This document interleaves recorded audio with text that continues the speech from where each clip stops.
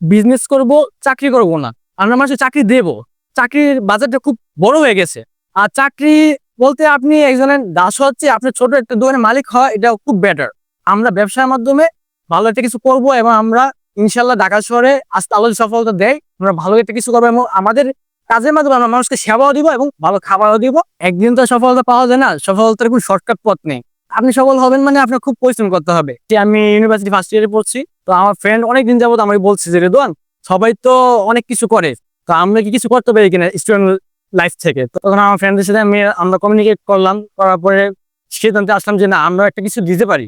হাঁসের মাংস পাওয়া যায় এবং গরুর মাংস পাওয়া যায়, হাঁস খিচুড়ি এবং গরু খিচুড়ি, পাশাপাশি হচ্ছে ডিম খিচুড়িটা পাওয়া যায়। আমাদের হাঁস খিচুড়ি হচ্ছে 150 টাকা হাফ, বিফ খিচুড়ি হচ্ছে 120 টাকা, আর ডিম খিচুড়ি হচ্ছে 60 টাকা। আমরা প্রত্যেকটা কাস্টমার খাওয়ার পরে যখন জিজ্ঞেস করি, তখন আমরা হাসি মুখে খুব সুন্দর একটা রিভিউ আমাদের দেয় যে না, আলহামদুলিল্লাহ খুব ভালো হয়েছে। আমাদের ফুড কার্টের নাম হচ্ছে ARS ফুড কর্নার। এটা হচ্ছে মোহাম্মদপুর সূচনা কমিউনিটি সেন্টারে, লাইব্রেরি গ্রন্থাগারের পাশেই। আচ্ছা, এই যে রান্নাগুলো, এই রান্নাগুলো কে করে? এই রান্নাগুলো আমারই বন্ধু সাইমন, ও হচ্ছে খুব ভালো রান্না করতে পারে। ও আমাদের মেসে ও খুব ভালো রান্না করে, আমাদের খাওয়াইতো। তো ওখান থেকেই আমরা বললাম যে সাইমন, তুমি আমাদের দায়িত্ব নাও।